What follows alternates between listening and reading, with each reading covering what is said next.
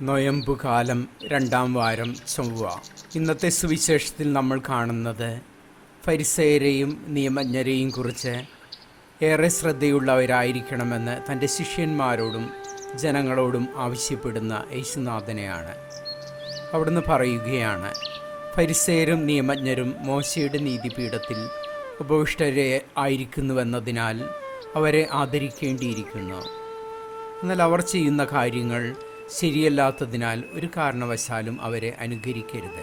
ഇവിടെ ഇത്തരം ഒരു താക്കീതിലൂടെ യേശുനാഥൻ ജനങ്ങളോട് ആവശ്യപ്പെടുന്നത് ഫരിസേയരുടെ കപടനാട്യത്തിൽ നിന്നും നിയമജ്ഞരുടെ ചൂഷണ മനോഭാവത്തിൽ നിന്നും അകന്ന് മാറി നിൽക്കാനായിട്ടാണ്. മേൽപ്പറഞ്ഞ രണ്ടു കൂട്ടരും അവകാശവാദം ഉന്നയിച്ചിരുന്നത് തങ്ങളാണ് ദൈവിക നിയമങ്ങളുടെ പരിപാലകരെന്നായിരുന്നു. ഇത്തരത്തിൽ അവകാശവാദം ഉന്നയിച്ചുകൊണ്ട് അവർ സാധാരണ ജനങ്ങളിൽ നിന്ന് ആദരവും പ്രശസ്തിയും നേടിയെടുത്തുമിരുന്നു.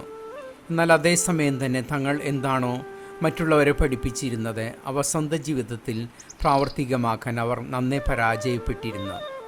നിയമാവർത്തന പുസ്തകത്തിൽ വളരെ ശ്രദ്ധേയമായൊരു നിയമമുണ്ടായിരുന്നു. അത് പറയുന്നത്, ദൈവത്തിൻ്റെ നിയമം നിങ്ങളുടെ നെറ്റിയിലും ചുമലിലും ആലേഖനം ചെയ്യപ്പെടണമെന്നായിരുന്നു. അതുകൊണ്ട് നിയമനിർമ്മാതാവ് ഉദ്ദേശിച്ചത് ദൈവിക നിയമമെന്നത് വ്യക്തിജീവിതത്തിൻ്റെ ഭാഗമായി തീരണമെന്നായിരുന്നു. എന്നാൽ പ്രസ്തുത നിയമത്തിൻ്റെ യഥാർത്ഥ അർത്ഥം മനസ്സിലാക്കാൻ കഴിയാതെ പോയ ഫരിസേയരിൽ ചിലർ തങ്ങൾ വലിയ നിയമാനുഷ്ഠാനകരാണ് എന്ന് വരുത്തി തീർക്കാനായി ചില നിയമങ്ങൾ തോലിൽ എഴുതിയുണ്ടാക്കി അത് നെറ്റിയോട് ചേർത്ത് ശിരോവസ്ത്രത്തിൽ തുന്നിപ്പിടിപ്പിച്ച് ജനങ്ങളുടെ മുഴുവൻ പ്രശംസ പിടിച്ചുപറ്റാൻ ശ്രമിച്ചു. പ്രശംസ പിടിച്ചുപറ്റാനായി ഫരിസേയർ കാട്ടിക്കൂട്ടിയിരുന്ന ഇത്തരം സമ്പ്രദായങ്ങളെയും യേശുനാഥൻ ഇവിടെ നിശിതമായ വിമർശനത്തിന് പാത്രമാക്കുന്നു. സുവിശേഷങ്ങളിലൂടെ കടന്നു പോകുമ്പോൾ യേശുനാഥൻ പലപ്പോഴും ഫരിസേയരെ നിശിതമായി വിമർശിക്കുന്നതായി കാണാം. അത് അവർ വച്ചു പുലർത്തിയിരുന്ന തെറ്റായ ചില മനോഭാവങ്ങൾ കൊണ്ടായിരുന്നു.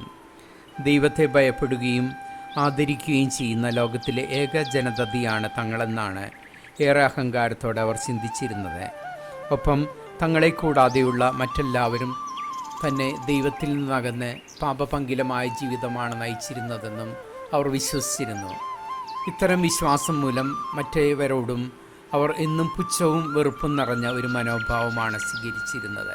തങ്ങൾ മാത്രമാണ് നല്ലവരായിട്ടുള്ളതെന്നും മറ്റെല്ലാവരും മോശക്കാരാണെന്നുമുള്ള തെറ്റായ ഈ മനോഭാവത്തെയാണ് യേശുനാഥൻ ഇവിടെ ശക്തിയായി എതിർത്തിരുന്നത്.